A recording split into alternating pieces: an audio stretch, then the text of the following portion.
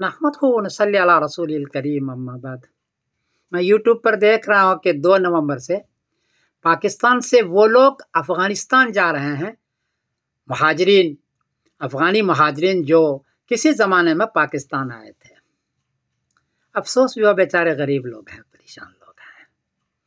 अलबत्ता एक खुशी हुई कि अफ़गानिस्तान के हुकूमत ने इसको अपना भाई कह करके लिया, उस पर फूल हार चढ़ाया, अपना उसत क़ल्बी का मुज़ाहरा किया कि ये तुम्हारा घर है, तुम अपने घर में आ रहे हो, रो नहीं। इस पर मैं अफ़गानिस्तान की हुकूमत का मैं शुक्रिया अदा करता हूँ। इन अफ़गानी महाजरीन के जानिब से मेरा बहुत खुशी हुई कि उन्होंने अपने लोगों को किया और कोई परेशानी नहीं होने दिया। ये तो एक बात अर्ज़ कर दूँ। दूसरी बात यह है कि पाकिस्तानी हुकूमत को भी सोचना चाहिए। हमारे बरतानिया में ये होता है कि 10 साल कोई आदमी रह जाए गैर कानूनी, बगैर किसी कानून को, तो उसको पासपोर्ट दे दिया जाता है, उसको सारे हुकूक देते हैं। जो हक गोरों का है वही हक इनको भी है। मैं भी इंडियन हूँ और मेरे बच्चों को बड़ी बड़ी तालीम बरतानिया हुकूमत ने दी, बड़े बड़े ओहदे पर ये गए। हालांकि अगर वो मुसलमान और गैर मुस्लिम का मामला करते तो ऐसा नहीं कर सकते थे, लेकिन ये उसके उसत क़ल्बी है।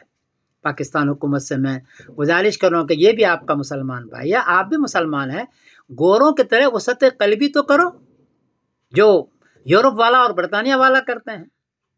क्यों उनको तंग कर रहे हैं?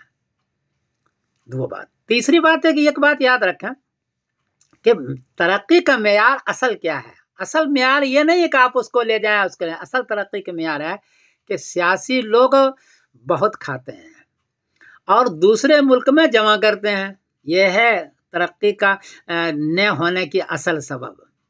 हमारे मुल्क में पार्लियामेंट की मेंबर आती है, हमारी मस्जिद में औरत है, बिल्कुल सादा कपड़े में, एक भी उसके साथ आदमी नहीं होता, वो खुद अकेले गाड़ी ड्राइव करके आती है और पता भी नहीं चलता कि पार्लियामेंट के मेंबर है। हमारे मुल्कों में तो कोई पार्लियामेंट में आ जाए तो पूरा शहर खाली हो जाता है और सब लोग उसके पीछे जमा हो जाते, इतने हंगामे हो जाते हैं। यहाँ नहीं है। और तीसरी बात यह है कि मैं तरक्की का मेयार यह है हर आदमी टैक्स दे, हर आदमी। और ये भी है कि जो फ़ायदा मिलना चाहिए आवाम को, हर आदमी को वो फ़ायदा मिले बगैर किसी फ़र्क के, मज़हब के फ़र्क के, कौम के फ़र्क के, हर एक को मिले। यह है तरक्की का मेयार। यूरोप ने या बरतानिया में जो तरक्की की है ये असल चीज़ है, हमें भी मिलता है। ये 3 बातें हैं। और चौथी बात यह है कि इन हजरात को, जो लोग पाकिस्तान से वहाँ जा रहे हैं, उनके पास घर नहीं है, उसके पास बार नहीं है, कोई जगह नहीं है, तो मैं अफ़गानिस्तान की हुकूमत से गुजारिश करूँगा, शुक्रिया भी अदा करता हूँ कि आप इनको घर दें, मकान दें, इसकी कम से कम तसल्ली दें, इनको तसल्ली दें, रहने की जगह दें। बेचारी परेशान हाल है। पाकिस्तान वालों ने उसको भगा दिया कि भाई तुम्हारे पास कागजात नहीं है, अब आप भी नहीं देंगे तो कहाँ जाएंगे ये। तो 2 बातें अर्ज़ करनी है।